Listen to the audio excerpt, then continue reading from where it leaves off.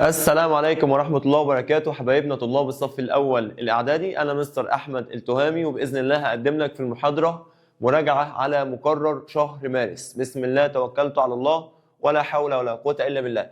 الدرس الأولاني عندي بعنوان الفلزات واللا فلزات. سبق قبل كده وعرفنا إن أنواع العناصر 4، يا إما فلزات يا لا فلزات يا أشباه فلزات يا غازات خاملة. طيب الدرس الأولاني بإذن الله بيتكلم عن الفلزات واللا فلزات.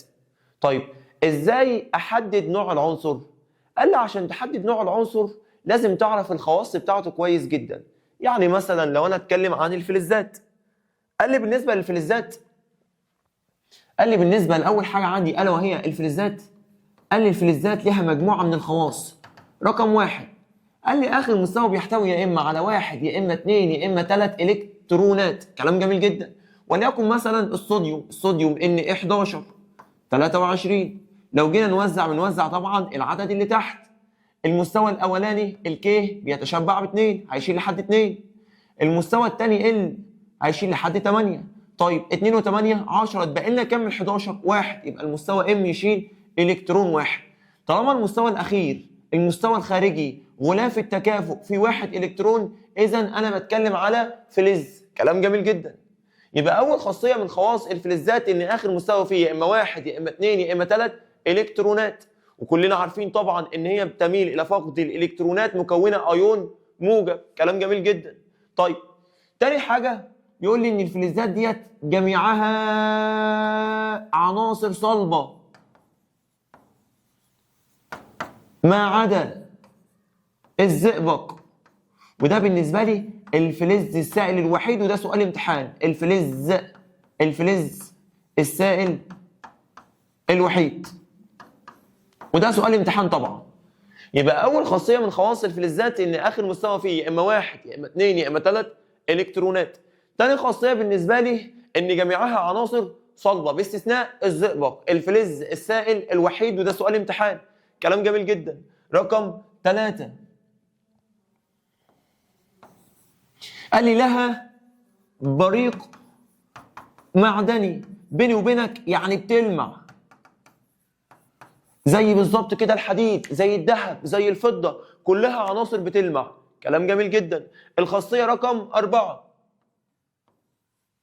قابلة للسحب والطرق والتشكيل.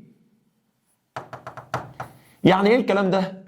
يعني مثلا لو انا جبت الحديد اقدر ان انا اسحبه واشكله براحتي على اي شكل انا محتاجه. الذهب نفس النظام، كمان لو خبطت عليه ما بيتفتتش. عشان كده بقول لك قابل للسحب والترك والتشكيل. الخاصيه رقم 5 بالنسبه لي الفلزات كلها جيده التوصيل للحراره والكهرباء. كلام جميل جدا. اخر خاصيه معايا في الفلزات قال لي ان درجه الانصهار بتكون مرتفعه. درجه الانصهار بتكون مرتفعه، يعني عشان احول الفلز من ماده صلبه الى ماده سائله محتاج درجه حراره عاليه جدا. ده بالنسبه لخواص الفلزات. يبقى سريعا مع بعض الفلزات: رقم 1 تتميز باحتواء مستوى الطاقه الاخير على 1 أو 2 أو 3 الكترونات. رقم 2 بالنسبه لي جميعها عناصر صلبه ما عدا الزئبق، وده سؤال مهم جدا ومرجح جدا في الامتحان. الفلز السائل الوحيد رقم 3 لها بريق معدني، يعني بتلمع، قابله للسحب والطرق والتشكيل. كلام جميل جدا. بعد كده قلنا ان هي جيده التوصيل للحراره والكهرباء. واخر حاجه بالنسبه لي درجه الانصهار بتكون مرتفعه. ده بالنسبه للفلزات. طيب لو انا هتكلم على اللافلزات، قال لي اللافلزات بالنسبه لي رقم 1 فيها اخر مستوى بيحتوي على 5 أو 6 أو 7 الكترونات. بس تعالى لي هنا في استثناء، ما عدا او باستثناء الكربون اللي ليه اسم دلع، الجرافيت، والهيدروجين. الجرافيت بالنسبه لي اخر مستوى فيه 4 الكترونات، والهيدروجين اخر مستوى فيه 1 الكترون. على الرغم ان الكربون اخر مستوى فيه 4 والهيدروجين اخر مستوى فيه 1 الى انهم الاثنين من الله فلزات. كلام جميل جدا. تعال ناخد مثال، وليكن مثلا الCl17 اشهر الله فلزات. تعال نوزع العدد اللي تحت اللي هو العدد الذري اللي هو بيساوي عدد الالكترونات لو الذره متعادله. المستوى الاولاني عندي هيشيل لحد 2. كلام جميل. المستوى الثاني يشيل 8، 2 و8 10، اتبقى كام؟ 17 7. يبقى المستوى الاخير هنحط فيه 7 الكترونات. طالما اخر مستوى فيه 7 الكترونات يبقى الراجل دهوت لا فلز. يبقى اللا فلزات اخر مستوى فيه 5 يا 6 يا 7 الكترونات، باستثناء طبعا الكربون او اللي احنا بنسميه الجرافيت، ومين كمان؟ والهيدروجين. ركز معايا عشان في اخر الجزئيه هسالك فيها. كلام جميل جدا. طيب تاني حاجه بالنسبه لي في اللا فلزات، الخاصيه الثانيه بالنسبه لي، قال لي بالنسبه لللا فلزات بعضها صلب والبعض غازي باستثناء البروم، وده اللا فلز السائل الوحيد. صلب زي مين؟ زي مثلا الجرافيت اللي هو الكربون، زي مثلا الفوسفور، زي الكبريت، زي اليود. كل دي لا فلزات صلبه. غازي زي مثلا الاكسجين، زي الهيدروجين، زي الفلور، زي الكلور. كلام جميل جدا. العنصر السائل الوحيد بالنسبه لي هو البروم. وخد بالك من هنا في سؤال محترم جدا يجي يقول لك ايه؟ الفلز السائل الوحيد الزئبق، اما اللا فلز السائل الوحيد هو البروم. والسؤال ده بيجي في 3/4 الامتحانات. كلام جميل جدا. بالنسبه للخاصيه رقم 3 ابدا اعكس بقى يا معالي الباشا. يعني هناك الفلزات كان لها بريق معدني، هنا اللا فلزات ليس لها بريق معدني. ليس لها بريق معدني. كلام جميل جدا. رقم 4 هناك كانت قابلة للسحب والطرق والتشكيل، يبقى هنا غير قابلة للطرق والسحب والتشكيل، أو بيسموها هشة. يعني إيه الكلام ده؟ يعني لو جيت خبطت عليها بتتفتت. يجي لك سؤال في الامتحان ويقول لك إيه؟ ماذا يحدث عند الطرق على قطعة فحم؟ ماذا يحدث عند الطرق على قطعة كبريت؟ قطعة فوسفور؟ كل ده اجابته واحده. ايه اللي هيحصل لها؟ تتفتت. اشمعنى؟ لانها من اللا فلزات غير قابله للسحب والترك والايه؟ والتشكيل. كلام جميل جدا. تعالى للخاصيه رقم 5. قال لي رديئه التوصيل للحراره، وكمان رديئه التوصيل للكهرباء، باستثناء الكربون اللي احنا بنسموه جرافيت. الكربون جيد التوصيل للكهرباء، بل الكربون هو اللافلز الوحيد اللي بيوصل كهرباء. عشان كده بنستخدمه في صناعة العمود الجاف، حجر الريموت. حجر الريموت بيبقى جواه كربون. كلام جميل جدا. طيب اخر خاصية بالنسبة لي رقم 6، درجة الانصهار بتكون منخفضة. تمام؟ ده بالنسبة لخواص الفلزات وخواص اللا فلزات. تعالى سريعا مع بعض يلا. يبقى بالنسبة لي الفلزات آخر مستوى فيه يا إما 1 يا إما 2 يا إما 3 إلكترونات. كلام جميل جدا.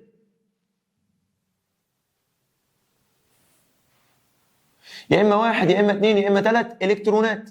توجد في الصورة الصلبة. الصوديوم، النحاس، الخرسين، الذهب، الفضة، كل ده موجود في الصورة الصلبة باستثناء مين؟ كلام جميل جدا. الزئبق اللي هو الفلز السائل الوحيد. طيب لها بريق معدني يعني بتلمع، قابله للسحب والترك والتشكيل. كلام جميل جدا. جيد التوصيل للحراره والكهرباء، ودرجه الانصهار بتكون مالها؟ بتكون مرتفعه. ده بالنسبه للفلزات. بالنسبه للا فلزات مع بعض سريعا يلا. اخر مستوى في كام؟ يا اما 5 يا اما 6 يا اما 7 الكترونات ما عدا الهيدروجين او الكربون. فاكرين طبعا الهيدروجين اخر مستوى فيه 1 والكربون اخر مستوى فيه كام؟ 4. كلام جميل. موجوده في الصوره الصلبه والغازيه باستثناء البروم اللي هي فلز السائل الوحيد. ليس لها بريق معدني غير قابله للترك والسحب والتشكيل، ما بتوصلش حراره ما بتوصلش كهرباء، باستثناء مين طبعا؟ باستثناء الكربون او الجرافيت اللي هي الفلز الوحيد جيد التوصيل للايه؟ للكهرباء. طيب مديني سؤال هنا بيقول لي ماذا يحدث عند الترك على قطعه من الكبريت؟ هو الكبريت ده فلز ولا لا فلز؟ لا فلز. طب اللا فلزات غير قابله للترك والسحب والتشكيل، فاحنا قلنا مع بعض واتفقنا ان هي ايه اللي هيحصل لها؟ تتفتت، لانها من اللا فلزات الغير قابله للترك والسحب والايه؟ والتشكيل. نفس النظام لو شال الكبريت وحط لك مثلا حاجه زي الكربون، حط لك مثلا فوسفور، حط لك اي لا فلز، يبقى ايه اللي هيحصل له؟ طبعا هيتفتت، لان اللا فلزات غير قابله للترك والسحب والايه؟ والتشكيل، بين القوسين هشه. كلام جميل جدا. طيب واللي يمكن تشكيل قطعه من النحاس، هو النحاس فلز ولا لا فلز؟ اكيد طبعا فلز. طب الفلزات قابله للسحب والترك والتشكيل. كلام جميل جدا.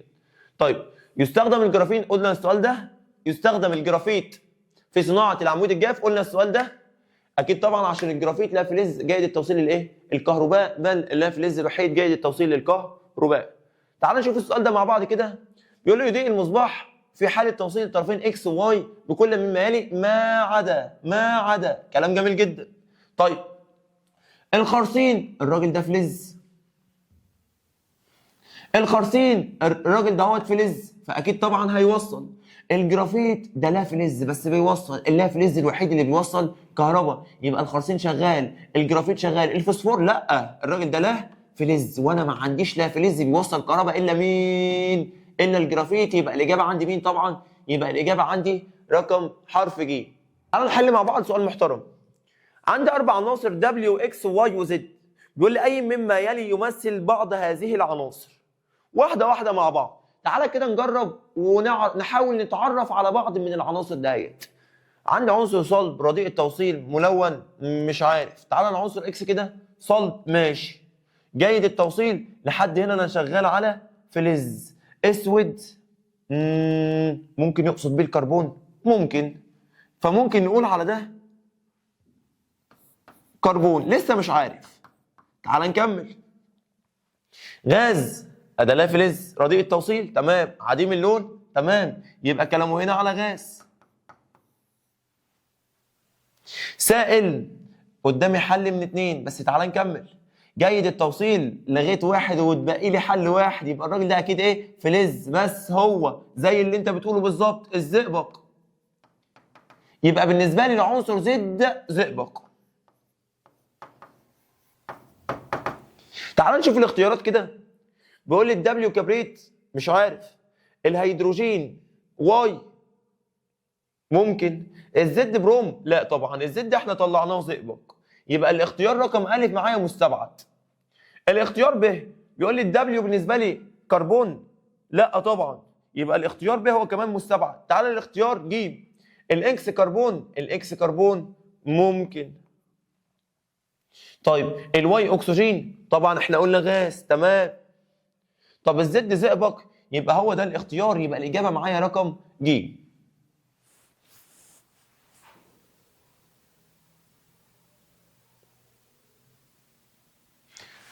تعالى ندخل على جزئيه جديده الا وهي الرابطه الفلزيه. الرابطه الفلزيه موجوده بين ذرات الفلز الواحد، وهي المسؤوله عن حاجتين. رقم 1 بالنسبه لي صلابه الفلزات، رقم 2 ارتفاع درجه انصهارها. تعالى مع بعض كده نفهم الرابطه الفلزيه. قال لي ذرات الفلز الواحد تترتب على هيئه شكل يعرف به الشبكه البلوريه، وده سؤال تقييم وسؤال مرجح جدا في الامتحان. يجي يقول لك ايه؟ تترتب ذرات الفلز في شكل يعرف باسم الشبكه البلوريه. طب الشبكه البلوريه دي عباره عن ايه؟ قال لي عباره عن حاجتين. قال لي بتبقى عباره عن ايونات الفلز الموجبه، وحوالين منها سحابه الالكترونات.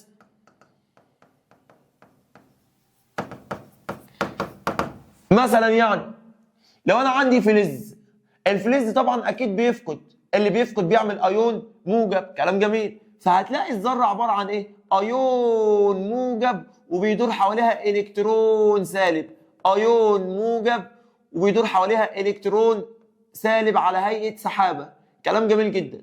طب موجب وسالب ينشا ما بينهم تجاذب، كلام جميل. طيب التجاذب اللي هيحصل دوت بيسموه بالرابطه الفلزيه. الرابطه الايه؟ الفلزيه. يبقى الرابطه الفلزيه عباره عن قوه التجاذب اللي هتحصل ما بين ايونات الفلز الموجبه وسحابه الالكترونات السالبه، والرابطه دي هي المسؤوله عن صلابه الفلزات وارتفاع درجه انصهارها. كلام جميل جدا. يبقى اهميه الروابط الفلزيه بالنسبه لي هي المسؤوله عن صلابه الفلزات. رقم 2 ارتفاع درجه ايه؟ انصهارها. طيب تعالى نحفظ جمله كده مع بعض، صلى على النبي.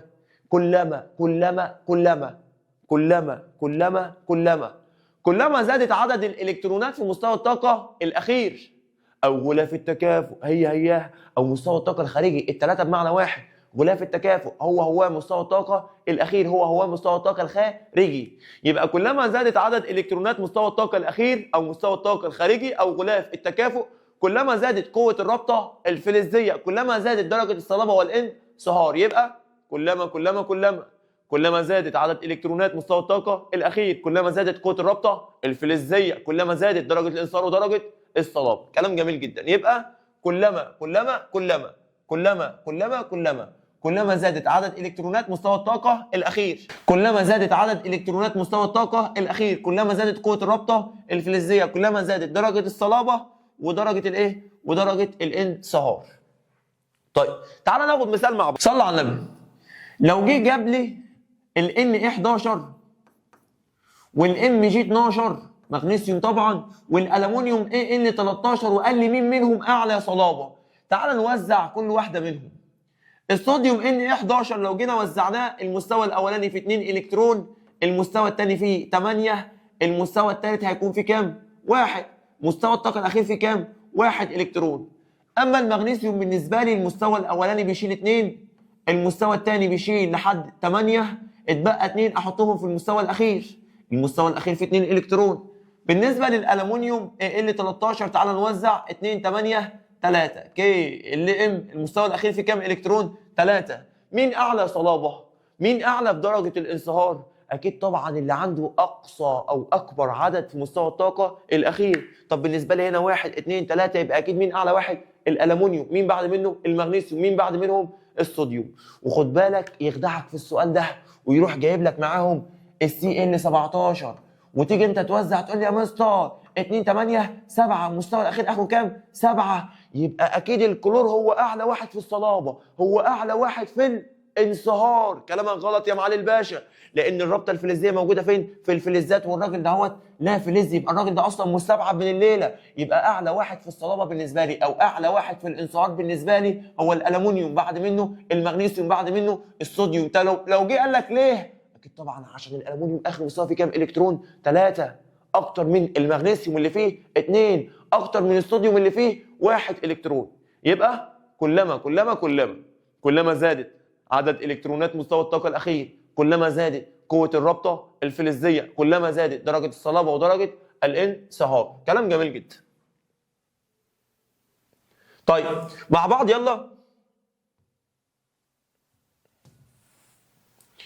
يبقى عندي الصوديوم اخر مستوى فيه 1، المغنيسيوم اخر مستوى فيه 2، الالومنيوم اخر مستوى فيه 3. عشان كده لو تلاحظ معايا الدرجه بتاعه الانصهار بتاعه الصوديوم 98، المغنيسيوم 650، الالومنيوم 660. الارقام مش عليا، بس الراجل بيفهمك ان كل ما عدد الكترونات مستوى الاخير ما بيزيد، كل ما قوه الرابطه الفلزيه ما بتزيد، كل ما درجه الانصهار بتزيد، ودرجه الصلابه هي كمان بتزيد هي كمان.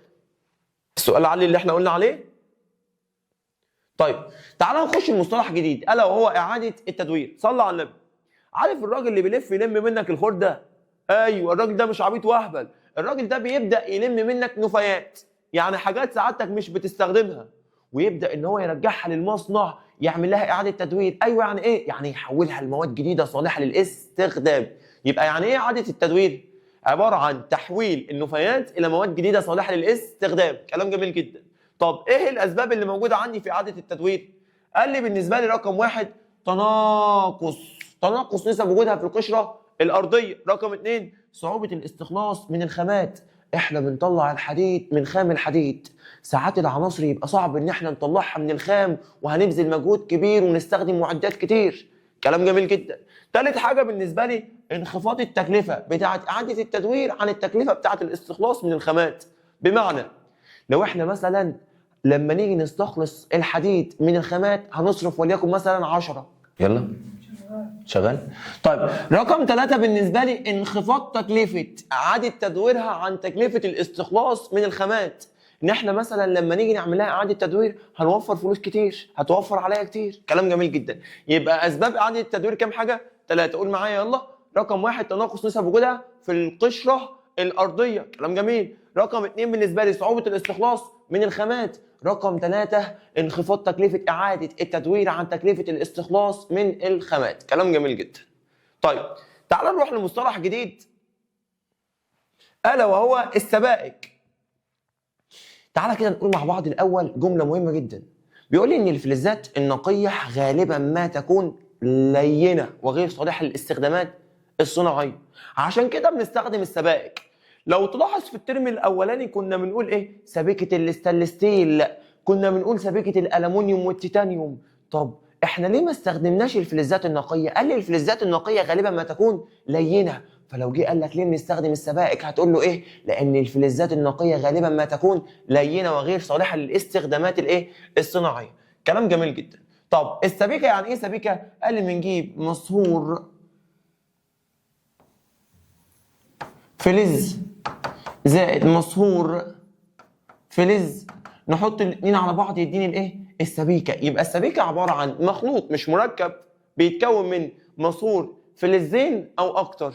خد بالك يا معالي الباشا ان السبيكه ممكن تتكون من فلز ولا فلز، زي الحديد الصلب بيتكون من حديد وكربون، بس الكلام ده مش علينا. خلينا في اللي احنا مطالبين بيه، ان السبيكه اللي بالنسبه لي كطالب اولى اعدادي بتتكون من مصهور فلزين او اكتر. وخد بالك ان هي مخلوط مش مركب، عشان كده ملهاش صيغ جزيئيه، لان الصيغه الجزيئيه خاصه بالمركبات.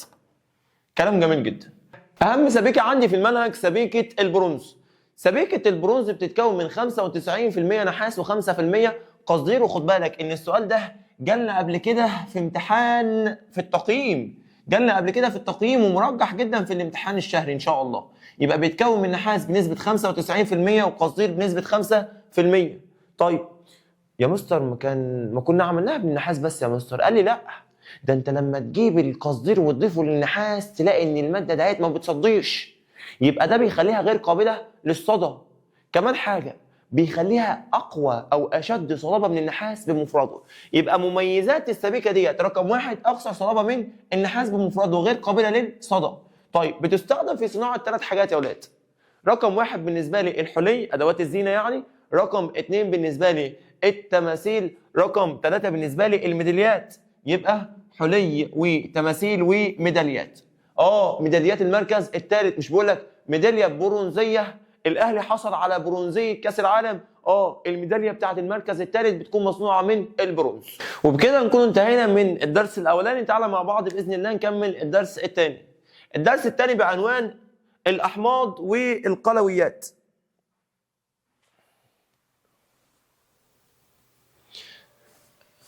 تعالى مع بعض كده نمهد للدرس. قال لي انت لسه واخد ان العناصر بالنسبه لك يا اما فلزات يا اما لا فلزات. كلام جميل جدا. طيب الفلز انت عارف ان هو لما بيخش التفاعل الكيميائي بيفقد الكترونات فبيكون ايون موجب. الايون الموجب بيسموه كاتيون. كلام جميل. اما اللا فلز لما بيخش التفاعل بيكتسب فبيكون ايون سالب. الايون السالب بيسموه انيون. يبقى بالنسبه لي الكاتيون ايون موجب جاي من فلز، الانيون ايون سالب جاي من لا فلز. تعال بقى مع بعض نعرف اهم الفلزات واهم اللا فلزات وكل واحد بيفقد قد ايه او بيكتسب قد ايه. تعال مع بعض نشوف كده اهم الفلزات. قال لي بالنسبه لي اهم الفلزات، تعال نشوف الفلزات اللي بتفقد 1 الكترون. عندي 4 فلزات: ليثيوم Li، صوديوم Na، بوتاسيوم K، فضه Ag. كلام جميل جدا. يبقى ليثيوم Li، صوديوم Na، بوتاسيوم K، فضه Ag. تعال مع بعض للثنائي مغنيسيوم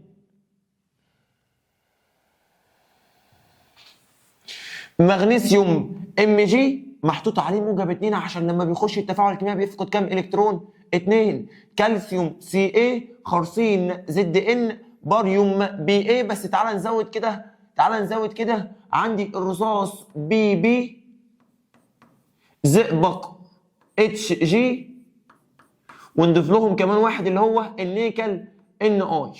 يبقى عندي الثنائي مغنيسيوم ام جي، كالسيوم سي اي، خرسين زد ان، باريوم بي اي، عندي رصاص بي بي، زئبق اتش جي، ونزود له النيكل ان اي. وبكده خلصنا كل الثنائي اللي هيقابلنا باذن الله في المنهج.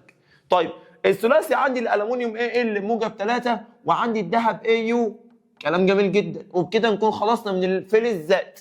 طيب تعالى مع بعض كده لله فلزات. كلنا لسه عارفين من شويه ان اللافلزات بتكتسب فبتعمل ايون سالب، الايون السالب اسمه انيون. بس في حاجه، قال لي طالما ايون سالب لازم ينتهي بالمقطع يهدال. ده كان فلور يبقى فلوريد، كلور يبقى كلوريد، بروم بروميد، يود يوديد. يبقى اللافلزات بتنتهي بالمقطع يهدال.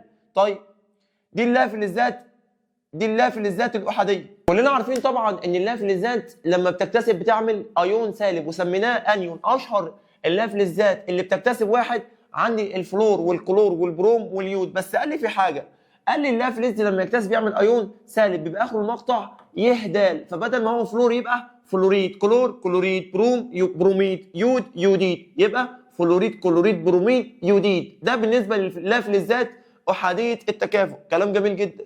طيب ثنائي التكافؤ عندي اتنين، الاكسجين يبقى اكسيد، الكبريت يبقى كبريتيد. كلام جميل جدا. ده بالنسبه لاشهر العناصر اللي انا هتعامل معاها سواء فلزات او لا فلزات. كلام جميل جدا. عندي ملحوظتين مهمين جدا. الملحوظه الاولانيه احنا قلنا عليها فوق ان الايون السالب بيبقى اخر المقطع يهدال. الملحوظه الثانيه وفي غايه الاهميه ان الهيدروجين هو الكاتيون الوحيد اللي جاي من اللا فلز. كلام جميل جدا. تعال نكمل. تعال نروح لمصطلح جديد الا وهو المجموعه الذريه. انا بسمي المجموعه الذريه بشله الصحاب. اشمعنى؟ صلى على النبي. قال لي المجموعه الذريه عباره عن ايون متعدد الذرات، او ايون بيتكون من اكتر من ذره لاكتر من عنصر. بمعنى المجموعه الذريه بتبقى عباره عن مجموعه ذرات مرتبطه مع بعضها لما تخش التفاعل الكيميائي كانها ذره واحده. انا بشبههم بالظبط بشله الصحاب.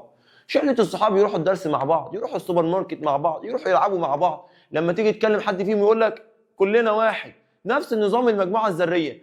قال لي المجموعه الذريه عباره عن مجموعه ذرات، بس الذرات دي مرتبطه مع بعضها لما تخش التفاعل الكيميائي كانها ذره واحده ولها تكافؤ خاص بيها. كلام جميل جدا. طيب تعال نشوف مع بعض اشهر المجموعات الذريه اللي انا هتعامل معاها ولازم نحفظها لانها مكمله معايا سنه ثانيه وسنه ثالثه باذن الله. يلا بينا مع بعض، يلا بينا مع بعض. طيب عندي اول مجموعه بالنسبه لي الهيدروكسيد، رمزها OH. السالب اللي محطوط فوق معناها ان هي لما تخش التفاعل الكيميائي بتكتسب كام الكترون؟ الكترون واحد. عندي النترات NO3، نيتريت NO2، بيكربونات HCO3، كلوريت ClO2. دي المجموعات الذريه احاديه التكافؤ. معاهم الامونيوم، بس الامونيوم المجموعه الذريه الوحيده الايه؟ الموجبه. كلام جميل جدا. طيب تعالى للثنائي بقى. عندك الكربونات CO3، كبريتات SO4، كبريتيت SO3، فوسفات BO4. ما تيجي نسهل الدنيا يا عم شويه. صلى على النبي. بيني وبينك اللي اخره المقطع الف تاء مع اكسجين كتير. لو اخره المقطع يه تاء انقص وحده اكسجين. يعني مثلا نترات اخر المقطع الف تاء NO3. طب نيتريت انقص واحده يبقى NO2. طيب كبريتات اخرها الف تاء معها اكسجين كتير. طب كبريتيت انقص واحده يبقى SO ايه؟ SO3. طيب عندي مجموعه جديده اللي هي كلوريت. احفظها كده يا معالي الباشا. كولو 2 لحمه وفراخ يا عم. يبقى الكلوريت ClO2 كله 2. كلام جميل جدا. يبقى باختصار المجموعات الذريه عباره عن مجموعه ذرات مرتبطه مع بعضها لما تخش التفاعل الكيميائي كانها ذره واحده ولها تكافؤ خاص بيها. في منها احادي، في منها ثنائي، في منها ثلاثي. بالنسبه للاحادي معايا يلا واحده واحده. هيدروكسيد او اتش نترات، NO3 نيتريت، NO2 بيكربونات، HCO3 كلوريد، كله 2 يا معلم، ClO2. كلام جميل. اخر حاجه عندي في الاحادي الامونيوم اللي هي المجموعه الذريه الوحيده الموجبه NH4. كلام جميل. طب بالنسبه للثنائي اي حاجه تبدا بالكاف ثنائي ما عدا الكلوريد. يبقى بالنسبه للثنائي كربونات CO3، كبريتان SO4، كبريتيت انقص واحده يبقى SO3. يبقى معالي الباشا باختصار اي حاجه تبدا بالكاف ثنائي ما عدا الكلوريد، فوسفات ثلاثي، الباقي كله احادي. كلام جميل جدا. خلصنا من المجموعات الذريه. طيب يبقى اي حاجه تبدا بالكاف ثنائي ما عدا الكلوريد، فوسفات ثلاثي، الباقي كله احادي طبعا. طيب لاحظنا حاجه، لاحظنا ان مجموعه الامونيوم المجموعه الذريه الوحيده في المقرر عليا اللي معهاش مين؟ معهاش اكسجين. طيب تعالى نبدا بقى في الاحماض والقلويات. العالم ارهينيوس قال ان الحمض عباره عن ماده بتدوب في الميه وتدي ايونات الهيدروجين الموجبه. اما القلوي فهو عباره عن ماده بتدوب في الميه وتدي ايونات الهيدروكسيد السالبه. يبقى العالم ارهينيوس قال لي ان الاحماض بتدوب في الميه وتدي ايونات الهيدروجين الموجبه. وخد بالك ايونات الهيدروجين هي المسؤوله عن خواص الاحماض. اما القلويات عباره عن مواد تذوب في الماء وتعطي ايونات الهيدروكسيد السالبه، وهي برضو المسؤوله عن خواص القلويات. كلام جميل جدا. طيب بالنسبه لتسميه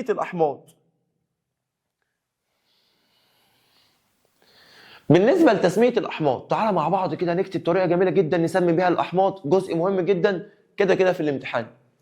قال لي الاحماض بالنسبه لي اتنين، يا اما احماض تحتوي على اكسجين بيسموها احماض اكسجينيه، يا اما احماض لا تحتوي على اكسجين. واحده واحده مع بعض، واحده واحده مع بعض. بالنسبه للاحماض اللي فيها اكسجين اسميها ازاي؟ يعني لما يديلي الرمز اللي هو الصيغه الكيميائيه ازاي اكتب الاسم بالعربي؟ صلى على النبي. قال لي القاعده بتقول عشان نسمي حمض فيه اكسجين اول حاجه بعملها بكتب كلمه حمض زائد اسم الانيون، لان خد بالك اسم الحمض مرتبط باسم الانيون. كلام جميل. مع استبدال الالف تاء بالياء كاف والياء تاء بالواو زين. تعال نجرب ونشوف. تعال ناخد مع بعض كده مثالين 3 4 قبل ما نفهم.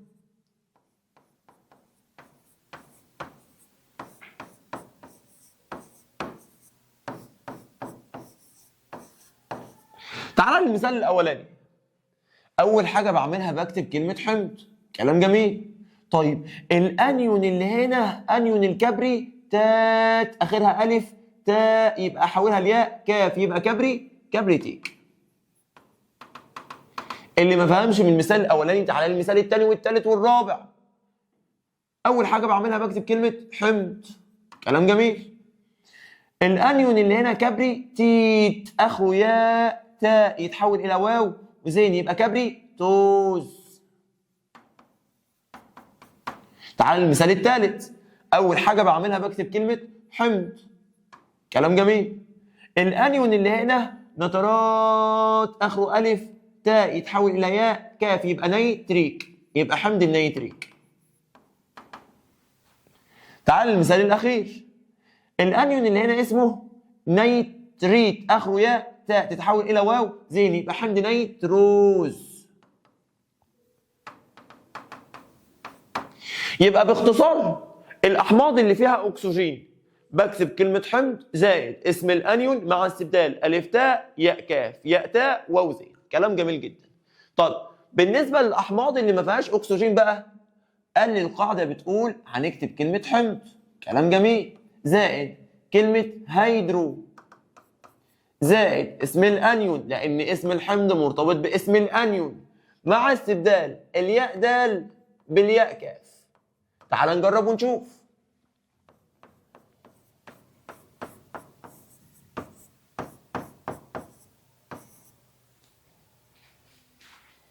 اول حاجه بعملها بكتب كلمه حمض اهو زائد كلمه هيدرو. طب الانيون اللي هنا كان كلوريد اخر المقطع يه دال يتحول الى كلوريك، ابدل الياء دال بالياء كاف يبقى حمض الهيدرو كلوريك. تعالى للثانيه اكتب كلمه حمض زائد كلمه هيدرو. الانيون اللي هنا بروميد يبقى بروميك. كلام جميل. يلا عشان تساعدني في الاخيره اكتب كلمه سمعك حمض. كلام جميل زائد هيدرو. تمام. طب الانيون اللي هنا كبريتيد يبقى كبريتيك، يبقى حمض الهيدرو كبريتيك. يبقى اول ما تسمع كلمه هيدرو يبقى الحمض دوت ما فيهوش مين؟ ما فيهوش اكسجين. كلام جميل جدا.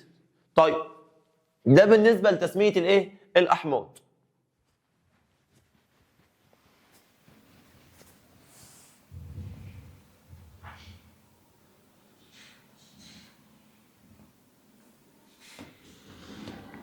يبقى تسميه الاحماض مرتبطه باسم الانيون. كلام جميل جدا. طيب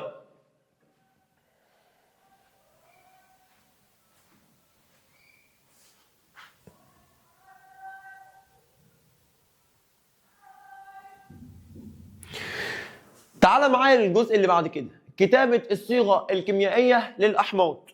طيب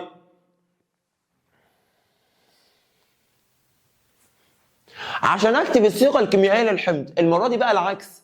المرة دي هو هيديك التسمية، هيديك الاسم بالعربي بس أنت هتكتب الصيغة الكيميائية بتاعته. يعني مثلا يجي يقول لك اكتب لي الصيغة الكيميائية لحمض الكبريتيك. حمض يبقى فيه اتش، كبريتيك اخرها ياء كاف.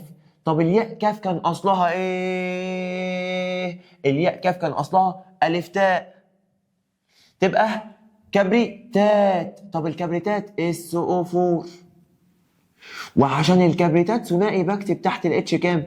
2 لان احنا بنبدل التكافؤ. كلام جميل جدا.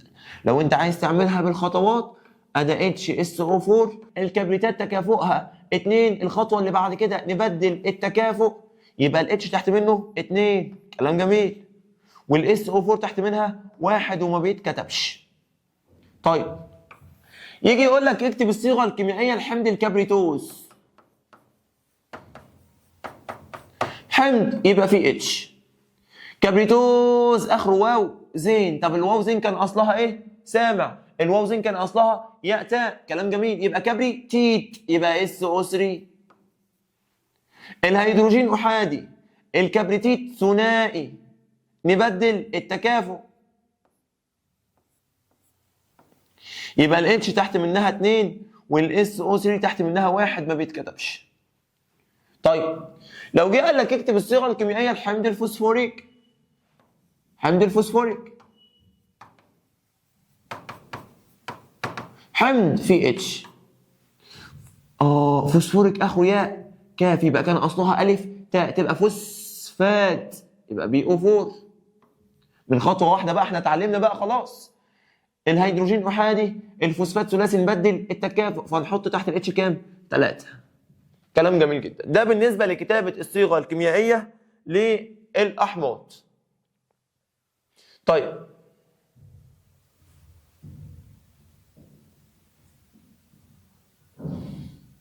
تعالى لملحوظه مهمه جدا. بيقول لي الشحنه الكليه لاي مركب لازم تساوي صفر. تعالى نطبق.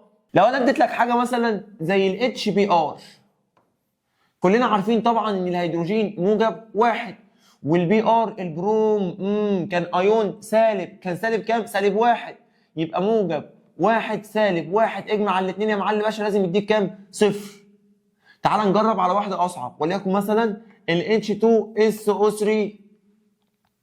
عندي كام ذره هيدروجين؟ 2. طب الواحده بموجب 1 يبقى 2 في موجب 1 زائد ال SO3 على بعضها بسالب كام؟ سالب 2. كلام جميل جدا. يبقى 2 في موجب 1 بموجب 2. طب موجب في سالب بسالب سالب 2. موجب 2 سالب 2 يديني كام؟ صفر. تعال نجرب تاني. وليكن مثلا على حمض الفوسفوريك H3BO4 ال H بموجب 1. طب 3 في موجب 1 بموجب 3. طب والبي او 4 على بعضها بكام؟ بسالب 3، يبقى موجب 3 سالب 3 يديني كام؟ صفر. يبقى الشحنه الكليه لاي مركب بتساوي الكام؟ بتساوي الصفر. خد بالك ممكن تجي لك اكمل وممكن تجي لك اختياري، والسؤال ده مرجح جدا وجه في اسئله التقييم. طيب تعال نكمل. يبقى الشحنه الكليه لاي مركب لازم تساوي ايه؟ صفر، لان الشحنات الموجبه لازم تساوي الشحنات السالبه. طيب تعال نشوف امثله كده، امثله ومعاها ملحوظه مهمه جدا. تعال نشوف امثله على الاحماض التي لا تحتوي على اكسجين، زي حمض الهيدرو كلوريك، حمض الهيدرو بروميك، حمض الهيدرو كبريتيك. بس في بقى ملحوظه مهمه جدا جدا جدا جدا جدا، لو جابها لي في الحاله الغازيه. يعني لو حمض الهيدروكلوريك غاز اسميه ازاي؟ قال لي هتسميه من على اليمين للشمال، بمعنى مش الانيون دهوت كلوريد يبقى كلوريد الهيدروجين، طب الانيون دهوت بروميد يبقى بروميد الهيدروجين، كبريتيد يبقى كبريتيد الهيدروجين.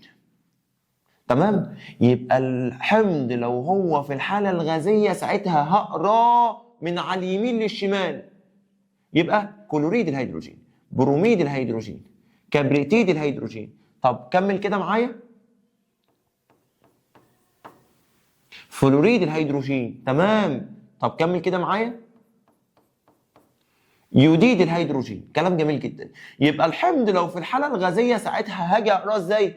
اقول الانيون بعد كده ايه؟ الهيدروجين، يبقى كلوريد الهيدروجين، بروميد الهيدروجين، كبريتيد الهيدروجين، فلوريد الهيدروجين، يوديد الهيدروجين. ودي ملحوظه جميله جدا وتجيلك في الامتحان طبعا. تمام؟ كلام جميل جدا. طيب تعال نروح لجزئيه بقى بتيجي في الامتحانات على طول جدا، اهميه الاحماض. اهم حمض بالنسبه لي حمض ال HCl، حمض الهيدرو كلوريك. بيبقى موجود فين؟ بيبقى موجود في المعده وبيساهم في هضم الطعام. 3/4 الامتحانات لازم يجي فيها السؤال ده، يا اما ده يا اما السؤال بتاع حمض اللاكتيك. حمض اللاكتيك يا معالي الباشا بيمد العضلات بالطاقه اللازمه عند نقص الاكسجين، بس في حاجه، لو اتراكم بيسبب شد عضلي. اقول لك على حاجه، اي حاجه حلوه بس مراكمتها وحشه. المذاكره حلوه مراكمتها وحشه طبعا. حمض اللاكتيك بيدي العضلات طاقه، بس لو زاد عن حده لو اتراكم بيسبب شد عضلي. كلام جميل جدا، كلام جميل جدا. بكده نكون انتهينا من الاحماض. تعال نبدا في القلويات. بالنسبه لتسميه القلويات، كلنا عارفين طبعا ان العالم ارهينيوس اول ما اتكلم عن القلويات قال ان هي مواد بتدوب في الميه وتدي ايونات الهيدروكسيد السالبه. تعال معايا للتسميه، التسميه سهله وبسيطه. طيب بالنسبه لتسميه القلويات، كل اللي انا هعمله هقول هيدروكسيد اللي معاه. يعني مثلا هنا هيدروكسيد الكالسيوم، دي مثلا هيدروكسيد المغنيسيوم. تعالوا ناخد مثال تاني، هيدروكسيد البوتاسيوم، ناخد مثال تاني هيدروكسيد الصوديوم. يبقى بالنسبه للتسميه مش محتاجه حاجه، بتقول هيدروكسيد اللي معاه.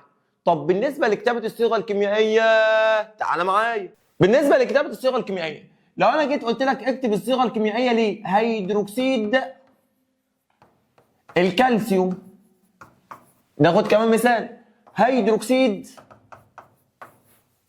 الألمونيوم. يلا واحدة واحدة مع بعض، يلا واحدة واحدة مع بعض. أول حاجة بكتب رمز كل حاجة تحت منها، الكالسيوم Ca، الهيدروكسيد OH، كلام جميل. بعد كده بنكتب التكافؤ، الكالسيوم ثنائي والهيدروكسيد أحادي. الخطوة الثالثة بنبدل التكافؤ، يبقى Ca تحت منها 1 ما بيتكتبش، والأو اتش تحت منها 2 عشان مجموعة ذرية بتحط أقواس وتكتب الاتنين، ولما تيجي تقراها CaOH باي 2 عشان الاتنين مضروبة في كل اللي جوه القوس. كلام جميل جدا. طيب هيدروكسيد الألمونيوم، ألمونيوم Al، هيدروكسيد OH. الألمونيوم ثلاثي والهيدروكسيد سمعك أحادي، نبدل تكافؤ. كلام جميل جدا. يبقى ال Al تحت منها 1 ما بيتكتبش، ال OH تحت منها كام؟ تحت منها 3، ولما تيجي تقراها AlOH باي 3. تعال ناخد كمان مثال، وليكن مثلا هيدروكسيد الليثيوم، ليثيوم Li، هيدروكسيد OH أحادي أحادي، نبدل تكافؤ هياها. يبقى ال Li تحت منها 1 ما بيتكتبش، والاو اتش تحت منها واحد ما بيتكتبش. كلام جميل جدا. ده بالنسبه لكتابه الصيغه الكيميائيه للقلويات. تعال نشوف مع بعض خواص الاحماض والقلويات. قال لي الاحماض موجوده زي الليمون، الكاتشب، العنب. كلام جميل جدا. اما القلويات زي المنظفات، معجون الاسنان، صودا الخبيز. عارف ايه صودا الخبيز دي؟ دي اللي بتخلي العيش ينفش او اللي بتخلي الكيكه ينفش. تنفش ولا ينفش؟ يخرب بيتك يخرب بيتك. القلويات زي المنظفات، زي معجون الاسنان، زي صودا الخبيز. صودا الخبيز دي اللي بيخلي العيش ينفش او اللي بتخلي الكيكه تنفش. كلام جميل جدا. طيب تعال نشوف مين اللي بيتحكم في الخواص بتاعتهم. طبعا الحمض انت عارف ان هي بتدي ايونات الهيدروجين الموجبه، وعشان هو ايون موجب بيقول عليه كاتيون. اما القلوي بيدي ايونات الهيدروكسيد السالبه، وعشان ايون سالب بيقول عليه ايه؟ انيون. خد بالك من حاجه، ان ايون الهيدروجين الموجب هو المسؤول عن خواص الاحماض، اما ايون الهيدروكسيد السالب هو المسؤول عن خواص القلويات. كلام جميل جدا. تعال نكمل. لو انا عندي غاز زي كلوريد الهيدروجين، لما يدوب في الميه هيدي ايه؟ هو كلوريد الهيدروجين ده رمزه ايه؟ HCl. كلام جميل. فبالتالي هيدي ايون الهيدروجين الموجب وايون الكلوريد السالب. كلام جميل جدا. طيب لو داب هيدروكسيد الصوديوم في الميه، اكتب الرمز بتاعه الاول NaOH. يبقى اكيد طبعا هيدي ايونات الصوديوم الموجبه وايونات الهيدروكسيد الايه؟ ايونات الهيدروكسيد السالب. كلام جميل جدا.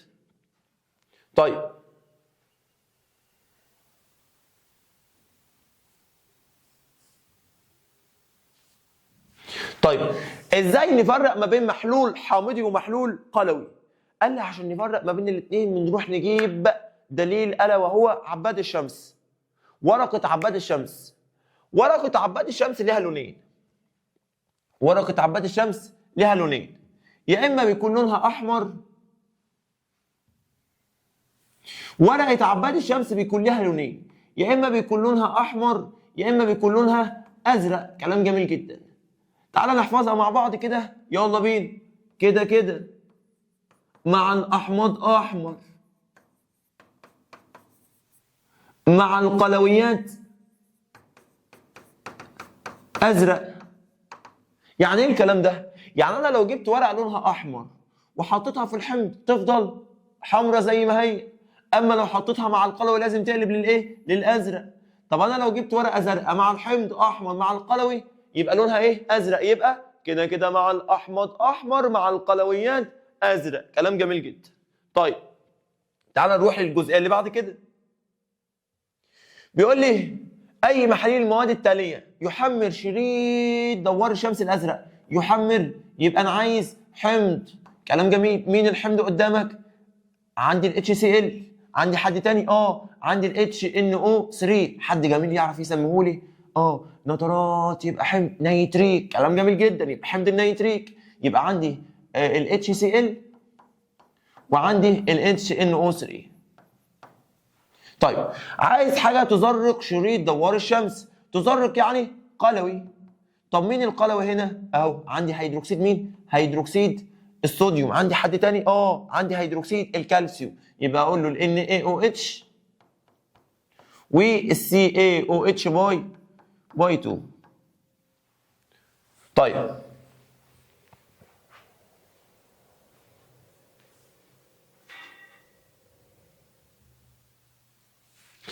بالنسبه للاحماض والقلويات والتوصيليه الكهربيه، قال لي الحمض والقلوي بيوصلوا الكهرباء بس بدرجات متفاوته مختلفه. تعال بينا مع بعض. قال لي في احماض قويه وفي احماض ضعيفه. تعال مع بعض نحفظ الامثله بتاعت الاحماض القويه. قال لي حمض ال HCl اللي هو حمض الهيدرو كلوريك، حمض ال H2SO4 حمض الكبريتيك، حمض ال HNO3 حمض النيتريك. دي الاحماض القويه. الاحماض القويه جيده التوصيل للكهرباء، اما الاحماض الضعيفه ممكن نحفظها مع بعض. خليك وز كربونيك، خليك حمض الخليك، وز اي حمض اخره واو زين، وليكن مثلا كبريتوز، نيتروز. كربونيك حمض الكربونيك. يبقى الاحماض الضعيفه بالنسبه لي خليك وز كربونيك، خليك حمض الخليك، وز اي حمض اخره مقطع، واوزان زي النيتروز زي الكبري توز، كربونيك حمض الايه؟ حمض الكربونيك. كلام جميل جدا. طيب طبعا ممكن يجي لك في الامتحان ويجي يقول لك ايه؟ قارن بين حمض ال NaCl وحمض الخليك، او يجي يقول لك قارن ما بين حمض الهيدروكلوريك وحمض الكربونيك، حمض الهيدروكلوريك وحمض الكبريتوز. يبقى معالي الباشا انت عارف ان في احماض قويه واحماض ضعيفه، القويه جيده التوصيل، الضعيفه ضعيفه الايه؟ ضعيفه التوصيل للكهرباء. كلام جميل جدا.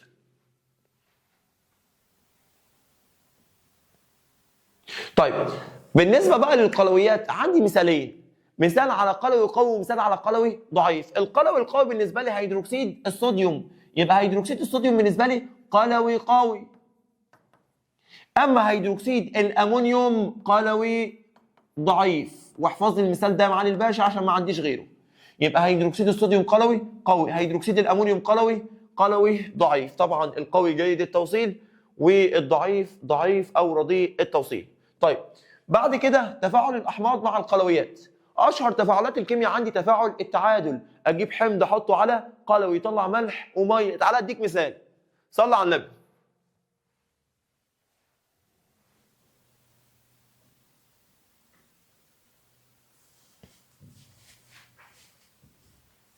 لو انا جبت حمض وليكن مثلا ال HCl وحطيته على قلوي وليكن مثلا ال NaOH، كلام جميل. اللي بيحصل ان ال Na بتاخد ال Cl وتكون لي ملح الطعام NaCl وبيتكون عندي ميه. المعادله مش علينا، بس علينا نفهم ونعرف ان الحمض لما يتفاعل مع القلوي بيطلع ملح وبيطلع ميه، والتفاعل ده هو اسمه تفاعل التعادل. ودايما بيجي في الامتحان يجي يقول لك تفاعل حمض مع قلوي يكون ملح وماء، اكتب المصطلح العلمي يبقى تفاعل الايه؟ التعادل. او ممكن يجيبها لك اكمل يا معالي الباشا ويقول لك ايه؟ تفاعل حمض مع قلوي يكون ملح وميه. كلام جميل جدا. طيب خد بالك برضو ان الاحماض ما بتتفاعلش مع بعضها، كذلك القلويات، انما الحمض يتفاعل مع القلوي. يبقى حمض ما ينفعش يتفاعل، قلوي ما ينفعش يتفاعل، لازم حمض مع قلوي عشان يكون ملح وماء. كلام جميل جدا. يبقى الاحماض ما بتتفاعلش مع بعضها، القلويات ما بتتفاعلش مع بعضها، بس الحمض يتفاعل مع القلوي. طيب عندي سؤال مرجح جدا في الامتحان السنه دي ان شاء الله، لبن المغنيسيا. لبن المغنيسيا ده عباره عن هيدروكسيد المغنيسيوم، بيتباع في الصيدليات يا معالي الباشا، يعمل كعلاج مؤقت لحموضه المعده. بقول لك ايه؟ واحد من ثلاثه مؤكد 100% في كل نموذج باذن الله. الاولاني حمض الهيدروكلوريك يساهم في هضم الطعام، الثاني حمض اللاكتيك يمد العضلات بالطاقه اللازمه عند نقص الاكسجين بس التراكم بتاعه بيسبب شد عضلي، الثالثه لبن المغنيسيا او هيدروكسيد المغنيسيوم يعمل كعلاج مؤقت لحموضه المعده. كلام جميل جدا. طيب اكاسيد الفلزات بقى، صلى على النبي. بالنسبه لاول حاجه بالنسبه لي اكاسيد الفلزات، قال لي اكاسيد الفلزات عباره عن اكسجين زائد فلز. كلام جميل جدا. طيب اكاسيد الفلزات بيسموها اكاسيد قاعديه، اشمعنى؟ قال لي عشان لو حطيتها في الميه بتكون قلوي. خد بالك من حاجه يا معالي الباشا، ان القواعد في منها يذوب في الماء وفي منها لا يذوب. القواعد اللي بتدوب في الميه بيسموها قلويات، يبقى القلويات من القواعد. كلام جميل جدا. طيب يبقى انا لو عندي فلز واكسجين بيقولوا عليها ايه؟ اكسيد ايه؟ قاعدي. الاكسيد القاعدي لو ده في الميه يكون قلويات. كلام جميل.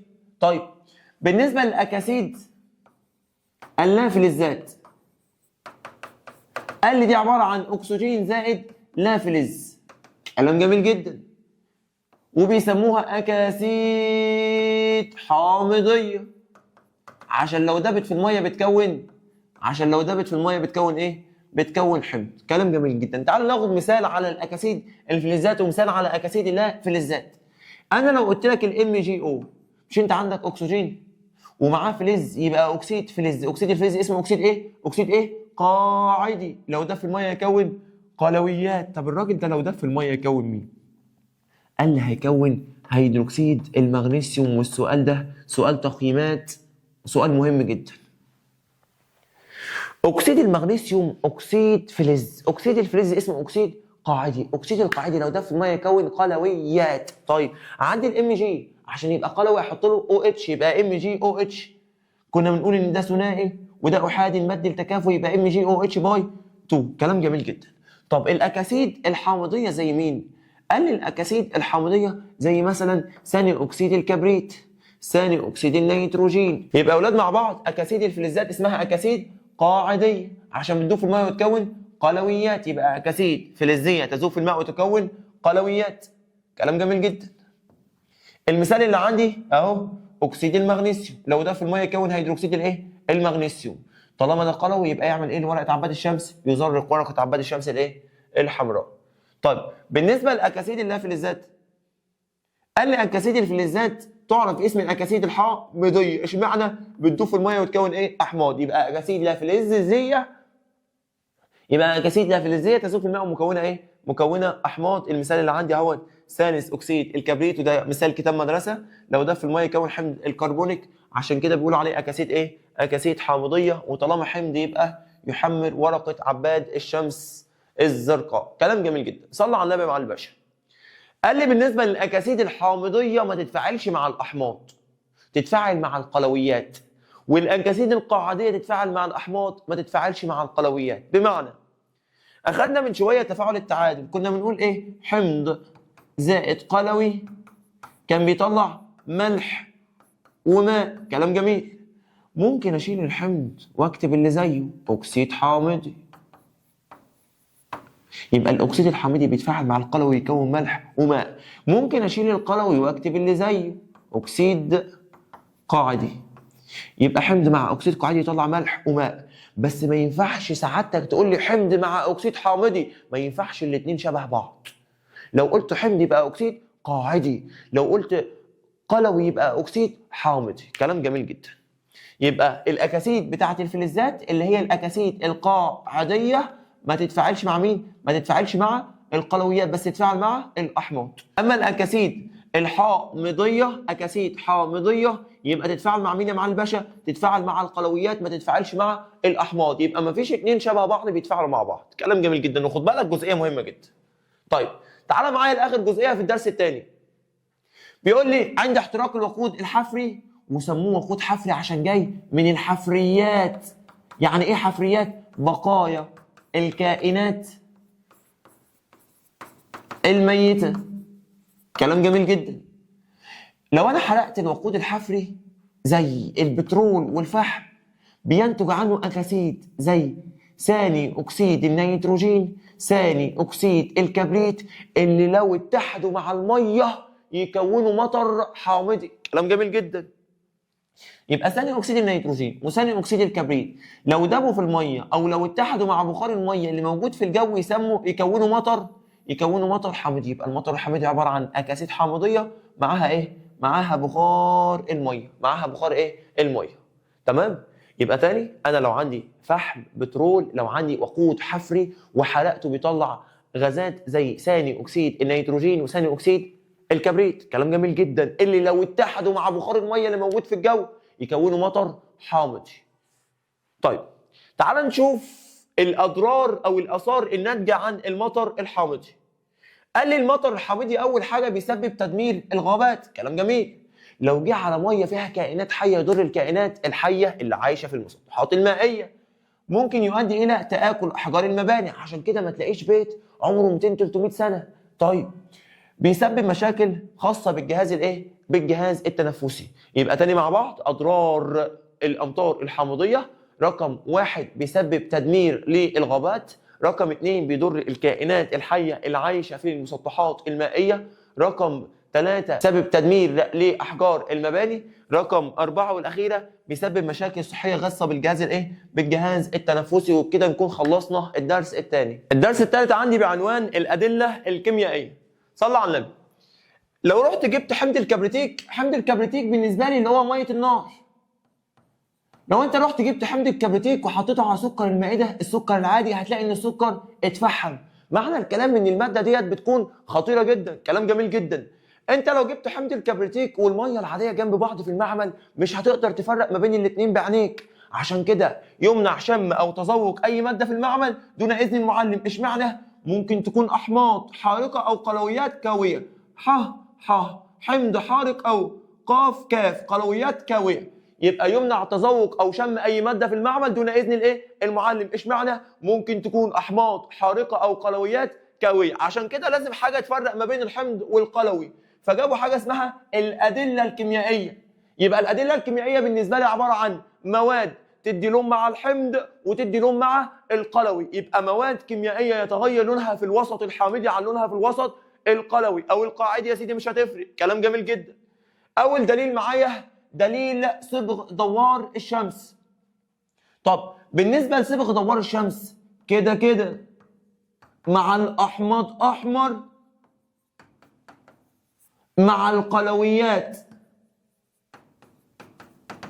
ازرق، مع الوسط المتعادل لا يتغير لونه.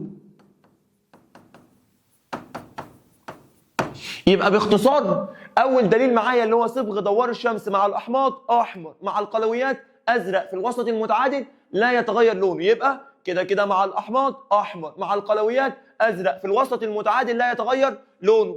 طيب بالنسبه للوسط الحامضي انا قلت لك اللي بيتحكم في الخواص بتاعه الاحماض هو كاتيون الهيدروجين الموجب. فلو قال لك ليه صبغ دوار الشمس مع الاحماض احمر؟ بسبب وجود كاتيون الهيدروجين الموجب. طب بالنسبه للقلويات بقى اللون بيقلب للون الازرق. طبعا انت عارف اللي بيتحكم في خواص القلويات هو انيون الهيدروكسيد السالب. اما الوسط المتعادل فبتبقى نسبه كاتيون الهيدروجين الموجب قد نسبه كاتيون الهيدروكسيد السالب، عشان كده اللون ما بيتغيرش. كلام جميل جدا. طيب بس عندي مشكله وحيده بتواجهني في صبغ دوار الشمس.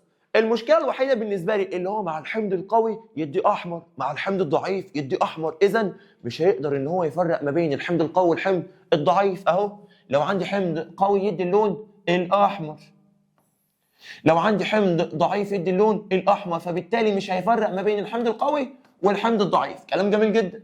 طيب لو عندي قلوي قوي زي هيدروكسيد الصوديوم بيدي اللون الازرق، لو عندي قلوي ضعيف برضه هيدي اللون الازرق. اذا مش هيفرق ما بين القلويات وبعضها.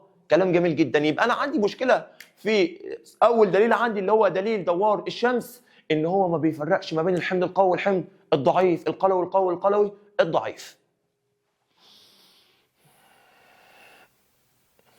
عشان كده ممكن يجيب لي سؤال علي، سؤال مهم جدا، بيقول لي لا يستخدم شرائط دوار الشمس في التمييز ما بين الحمض القوي والحمض الضعيف. اتفقنا مع بعض اللي هو بيدي مع الاثنين اللون الاحمر.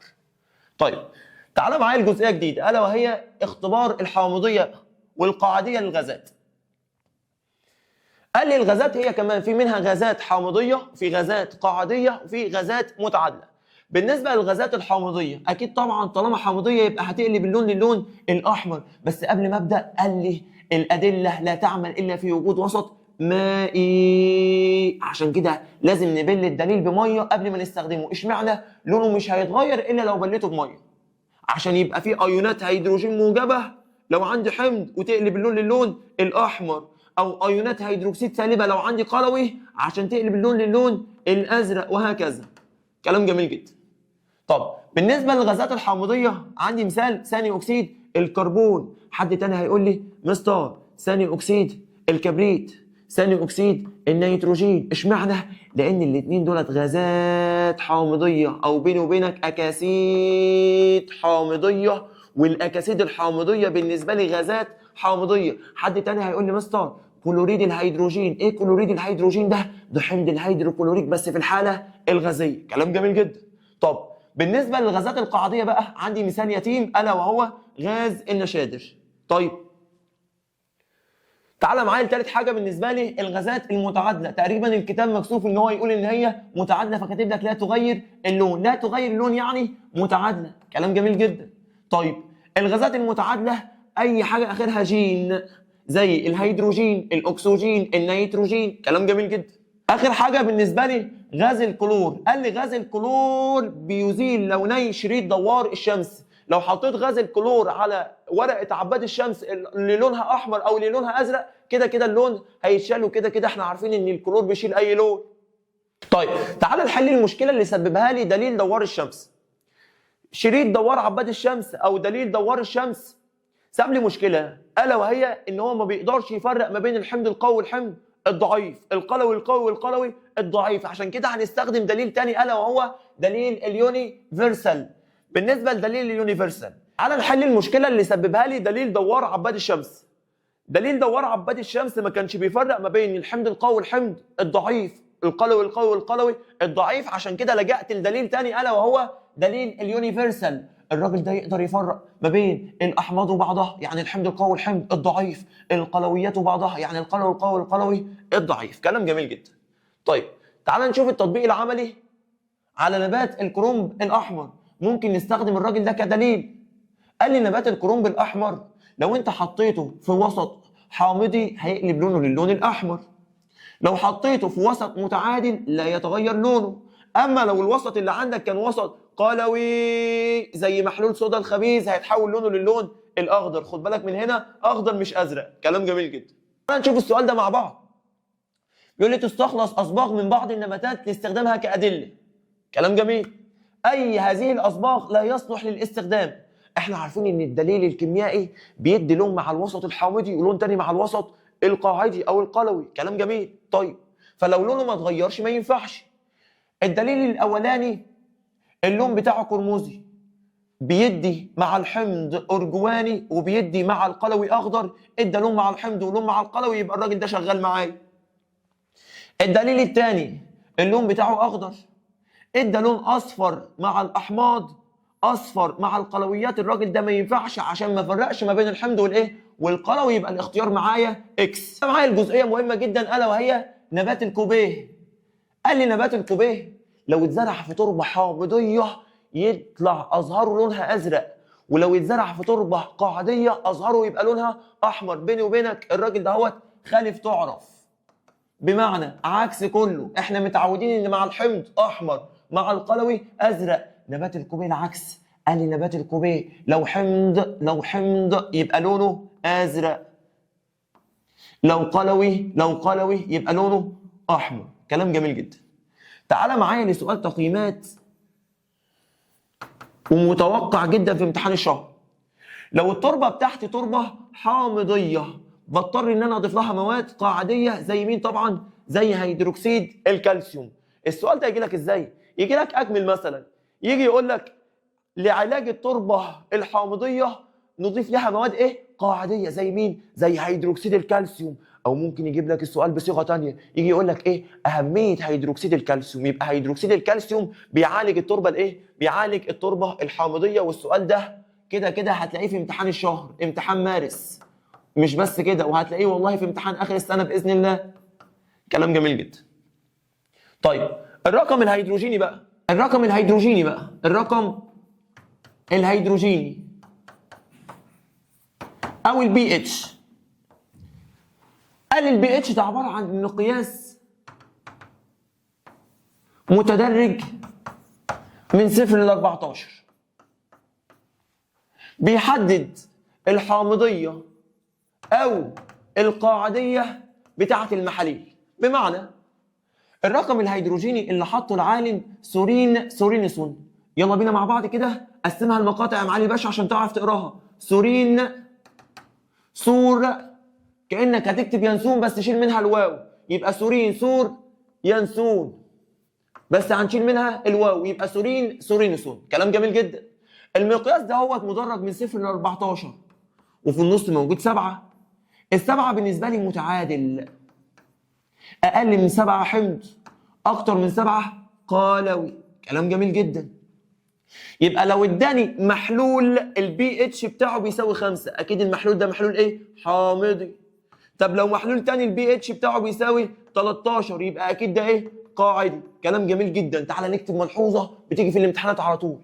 بيقول لي الحمض بيحب النقصان والقلوي بيحب الزياده. ملحوظه مهمه جدا، تعال نفهم اكتر. صلى على النبي. انا لو عندي محلول البي اتش بتاعه وليكن مثلا بخمسه، ومحلول تاني البي اتش بتاعه وليكن مثلا باتنين، كده كده هنا حمض وهنا حمض. لسه قايل لك من شويه ان الحمض بيحب النقصان، يبقى مين الاقوى هنا؟ اللي البي اتش بتاعه باتنين، يبقى الحمض بيحب الايه؟ النقصان. طيب لو عندي محلول البي اتش بتاعه وليكن مثلا ب 8 ومحلول تاني البي اتش بتاعه وليكن مثلا ب 13، مين منهم اقوى؟ الاول. الراجل ده قلوي عشان اكتر من 7، والراجل ده قلوي عشان اكتر من 7. بس في حاجه يا معالي الباشا، احنا قلنا القلوي يحب الزياده، فبالتالي اللي البي اتش بتاعه ب 13 هو الاقوى. تعال نحل المشكله اللي سببها لي دليل دوار عباد الشمس. دليل دوار عباد الشمس ما كانش بيفرق ما بين الحمض القوي والحمض الضعيف، القلوي القوي والقلوي الضعيف، عشان كده لجأت لدليل تاني الا وهو دليل اليونيفرسال. الراجل ده يقدر يفرق ما بين الاحماض وبعضها، يعني الحمض القوي والحمض الضعيف، القلويات وبعضها، يعني القلوي القوي والقلوي الضعيف. كلام جميل جدا. طيب تعال نشوف التطبيق العملي على نبات الكرنب الاحمر. ممكن نستخدم الراجل ده كدليل. قال لي نبات الكرنب الاحمر لو انت حطيته في وسط حامضي هيقلب لونه للون الاحمر، لو حطيته في وسط متعادل لا يتغير لونه. اما لو الوسط اللي عندك كان وسط قلوي زي محلول صودا الخبيث هيتحول لونه للون الاخضر. خد بالك من هنا، اخضر مش ازرق. كلام جميل جدا.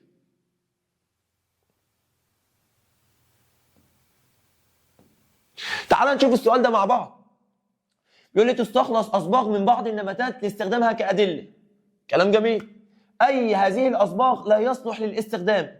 احنا عارفين ان الدليل الكيميائي بيدي لون مع الوسط الحامضي ولون تاني مع الوسط القاعدي او القلوي. كلام جميل. طيب فلو لونه ما اتغيرش ما ينفعش. الدليل الاولاني اللون بتاعه قرمزي، بيدي مع الحمض ارجواني وبيدي مع القلوي اخضر، ادى لون مع الحمض ولون مع القلوي، يبقى الراجل ده شغال معايا. الدليل الثاني اللون بتاعه اخضر، ادى لون اصفر مع الاحماض، اصفر مع القلويات، الراجل ده ما ينفعش عشان ما فرقش ما بين الحمض والايه والقلوي، يبقى الاختيار معايا اكس.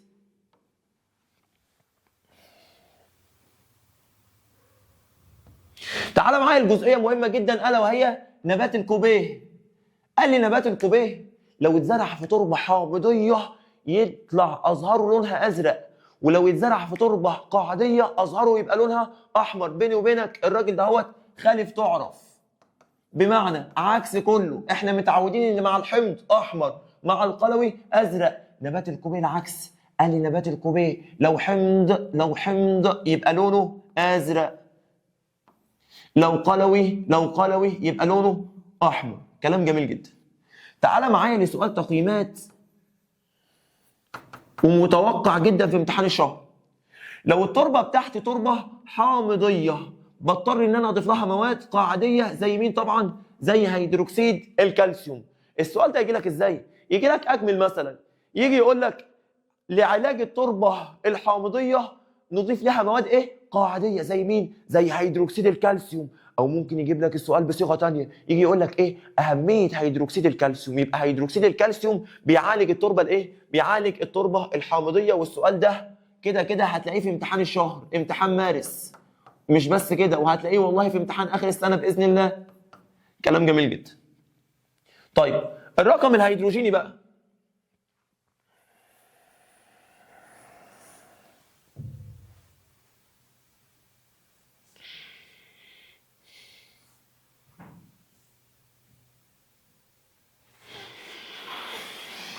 الرقم الهيدروجيني او البي اتش.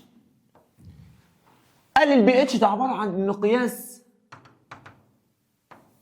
متدرج من 0 ل 14، بيحدد الحامضيه او القاعديه بتاعه المحاليل. بمعنى الرقم الهيدروجيني اللي حطه العالم سورينسون، يلا بينا مع بعض كده قسمها المقاطع يا معالي باشا عشان تعرف تقراها. سور، كانك هتكتب ينسون بس شيل منها الواو، يبقى سور ينسون. بس هنشيل منها الواو يبقى سورين سورينوسون. كلام جميل جدا. المقياس ده هو مدرج من 0 ل 14 وفي النص موجود 7. السبعة بالنسبة لي متعادل، أقل من 7 حمض، أكتر من 7 قلوي. كلام جميل جدا. يبقى لو اداني محلول البي اتش بتاعه بيساوي 5، أكيد المحلول ده محلول إيه؟ حامضي. طب لو محلول تاني البي اتش بتاعه بيساوي 13 يبقى أكيد ده إيه؟ قاعدي. كلام جميل جدا. تعالى نكتب ملحوظة بتيجي في الامتحانات على طول. بيقول لي الحمض بيحب النقصان والقلوي بيحب الزياده. ملحوظه مهمه جدا، تعالى نفهم اكتر. صلى على النبي. انا لو عندي محلول البي اتش بتاعه وليكن مثلا ب5 ومحلول تاني البي اتش بتاعه وليكن مثلا ب2، كده كده هنا حمض وهنا حمض. لسه قايل لك من شويه ان الحمض بيحب النقصان، يبقى مين الاقوى هنا؟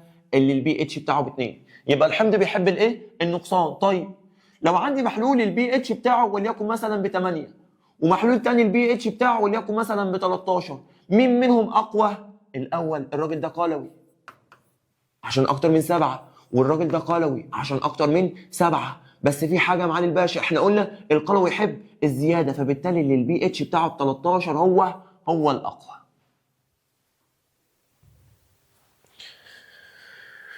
تمام؟ يبقى البي اتش معايا مدرج من 0 ل 14. طبعا السبعه بالنسبه لي متعادل، اقل من 7 حمض، اكتر من 7 قلوي. اكتب لي الملحوظه بقى دي عندك. الحمض يحب النقصان والقلوي يحب الزياده. وفهمنا طبعا ان كل ما البي اتش للحمض ما يقل اكتر كل ما يبقى اقوى. نفس النظام القلوي لما البي اتش بتاعه يزيد القوه بتاعته بتزيد. كلام جميل جدا. ازاي اقيس قيمه البي اتش؟ عندي طريقتين. الطريقه الاولى استخدم جهاز البي اتش ميتر، والبي اتش ميتر بيكون اكثر دقه. اشمعنى؟ بيطلع ارقام على الشاشه مباشره. كلام جميل. يا اما شرائط اليونيفرسال. ارجع معايا كده شويه. بالنسبه لشرائط اليونيفرسال، قال لي شرائط اليونيفرسال بتطلع قيم تقريبيه. طب ايه اللي بيحصل في شرائط اليونيفرسال؟ بنجيب شريط اليونيفرسال ونحطه في المحلول، لونه بيتغير، بيبقى فيه شرائط مرفقه معاه. اخد اللون اللي هيطلع معايا اقارنه بالالوان اللي موجوده عندي، كل لون بيكون له قيمه بي اتش. وليكن مثلا يطلع لونه احمر، مثلا اشوف اللون الاحمر بكام، وليكن مثلا ب1.5، يبقى تقريبا البي اتش بتاعه ب1.5. كلام جميل جدا. بس خد بالك من حاجه، الراجل دوت اكثر دقه عشان بيطلع ارقام على الشاشه، اما ده بيطلع قيم تقريبيه عشان السؤال جاي لك علي لورا.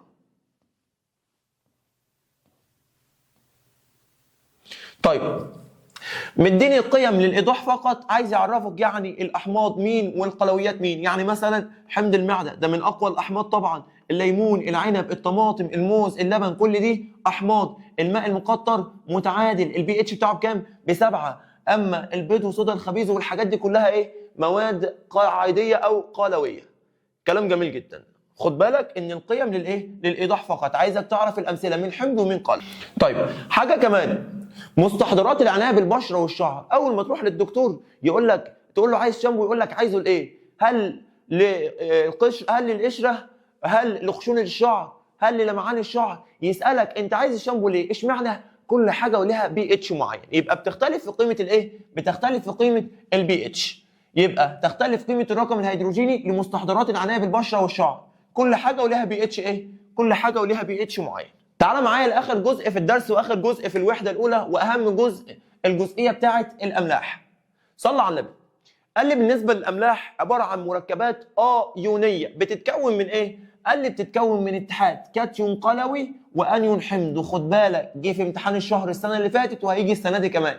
يبقى ده عباره عن مركب ايوني بيتكون من ايه؟ اتحاد كاتيون قلوي مع انيون حمض. تعال نفهم مع بعض واحده واحده. صلى على النبي.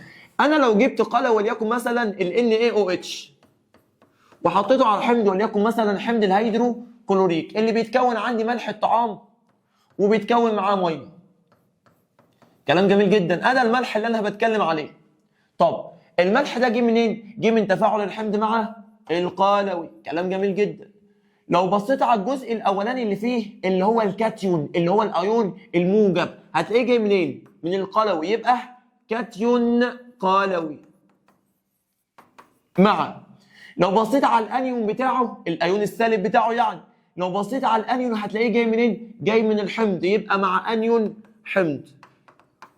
يبقى الملح عباره عن مركب ايوني بيتكون من ايه؟ بيتكون من اتحاد كاتيون قلوي مع انيون حمض. وبيني وبينك الحمض فيه اتش، القلوي فيه او اتش، الاكسيد فيه او. الملح ما فيهوش لا اتش ولا او اتش ولا او، بس ملحوظه صغيره وخد بالك منها، ابعد عن الاو بتاعه المجموعه الذريه.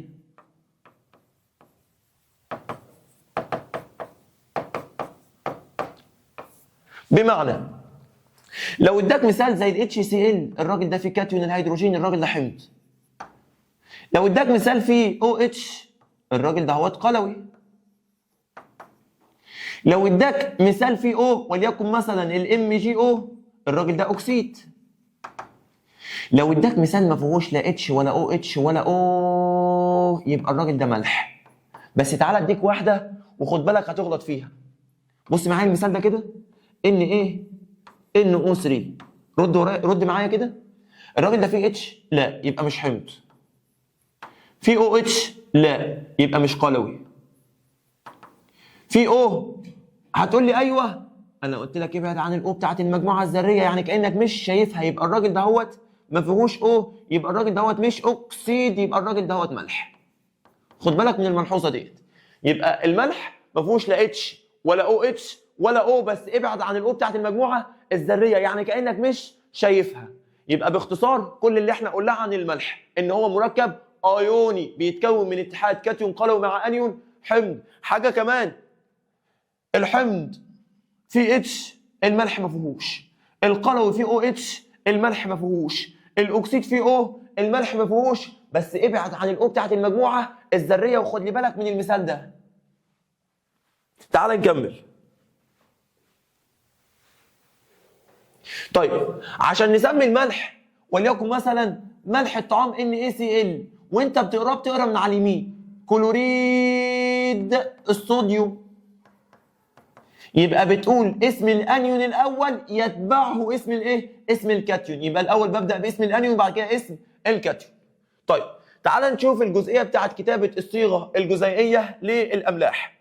تعال ناخد مع بعض كده 5 امثله. تعال نكتب مع بعض 5 امثله على الصيغ بتاعت الاملاح. وليكن مثلا كلوريد الفضه، كلوريد النيكل، كربونات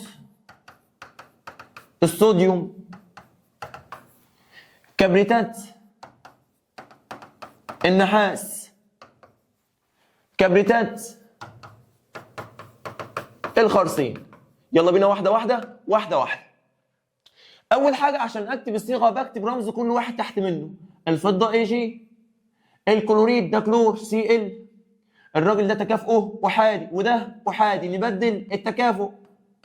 يبقى الاي جي تحت منه واحد ما بيتكتبش، والسي ال تحت منه واحد ما بيتكتبش. كلام جميل جدا. تعال ناخد مثال تاني بفكره تانيه. النيكل رمزه ان اي، خد بالك احنا زودناه في الفلزات اللي تكافؤها ثنائي. الكلور سي ال، نيكل ثنائي احادي، ابدل تكافؤ. يبقى الان اي تحت منها واحد ما بيتكتبش، السي ال تحت منها 2. كلام جميل جدا. تعال ناخد مثال تاني. صوديوم ان اي، كربونات سي او 3. كلام جميل. الصوديوم احادي، الكربونات ثنائي. الخطوه اللي بعد كده نبدل التكافؤ. يبقى ال Na تحت منها 2 والسي او 3 تحت منها 1 ما بيتكتبش. تعال ناخد فكره ثانيه. نحاس Cu، كبريتات SO4. النحاس ثنائي والكبريتات ثنائي، نبدل تكافؤ. قال لي في الخطوه دي لو ينفع تختصر بتختصر. على الاثنين فيها الواحد، على الاثنين فيها الواحد. يبقى السي يو تحت منها واحد ما بيتكتبش، الاس او 4 تحت منها واحد ما بيتكتبش. تمام؟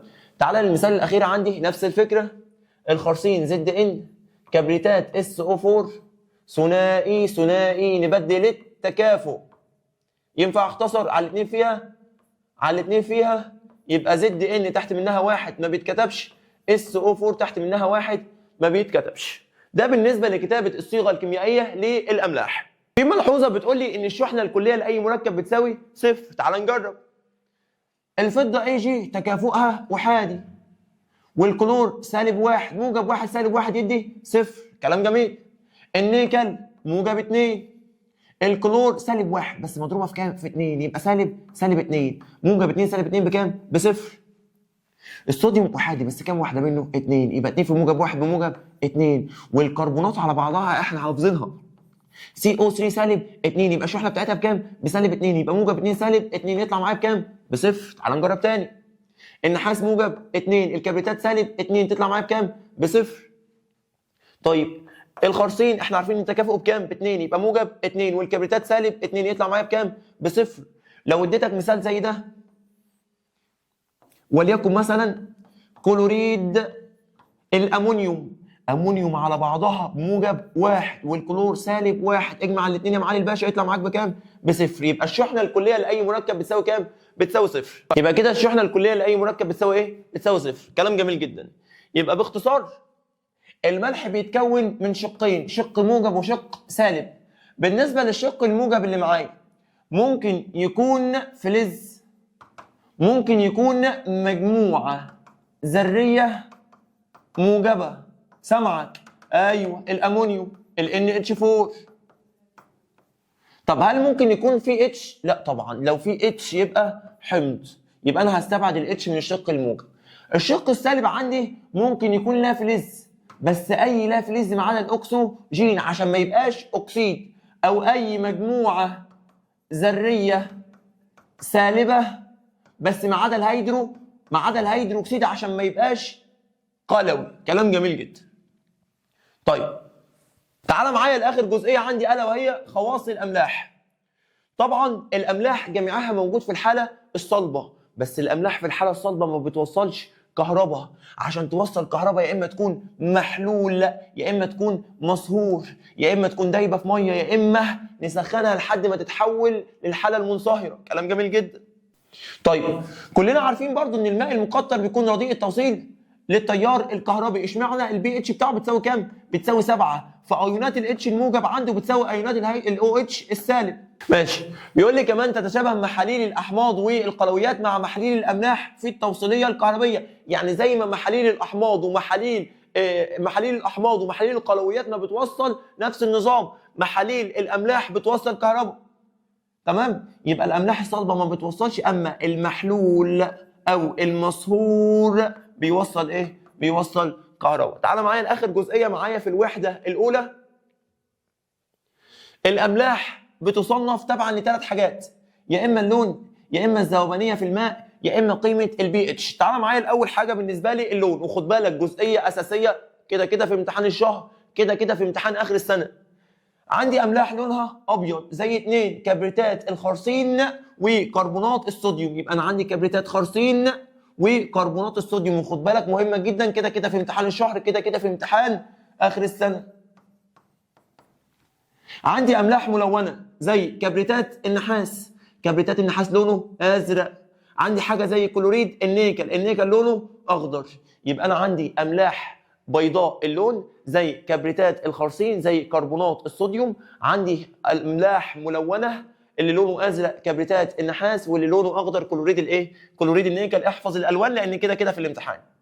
طيب تاني تصنيف عندي حسب الذوبانيه، في املاح بتدوب في الميه واملاح ما بتدوبش في الميه. احفظ معايا كده اي حاجه فيها صوديوم، بوتاسيوم، امونيوم، نترات، معاهم الاثنين الملونين اللي هم كبريتات النحاس وكلوريد النيكل، كل اللي انا قلت عليه ده بيدوب في الميه. يبقى اي حاجه فيها صوديوم بوتاسيوم امونيوم نترات، صوديوم بوتاسيوم امونيوم نترات، معاهم الاثنين الملونين اللي هم كبريتات النحاس وكلوريد النيكل، دولت بيدوبوا. اي حاجه ثانيه ما بتدوبش في الميه. اشهر اللي ما بيدوبش كلوريد الفضة، كلوريد الايه؟ الفضة، وكبريتات الكالسيوم. تمام؟ الملحوظة ديت عكس الملحوظة دي. طبعا الكربونات ما بتدوبش إلا لو فيها صوديوم أو بوتاسيوم أو أمونيوم. ما ينفعش تقول لي نترات، عيب قوي، لأن الكربونات شق سالب والنترات شق سالب، ما ينفعش الاتنين مع بعض. تمام؟ يبقى باختصار الفلزات اللي هتدوب اي حاجه فيها صوديوم بوتاسيوم امونيوم نترات، اي حاجه فيها صوديوم بوتاسيوم امونيوم نترات، معاهم الاثنين الملونين كبريتات النحاس وكلوريد النيكل. كلام جميل جدا. اللي ما بيدوبش اي حاجه تانية اشهرهم مين؟ اشهرهم مين وبيجي في الامتحان على طول؟ كلوريد الفضه وكبريتات الايه؟ الكالسيوم. خد بالك هنا لو قال لي كربونات الصوديوم طالما فيها صوديوم تدوب.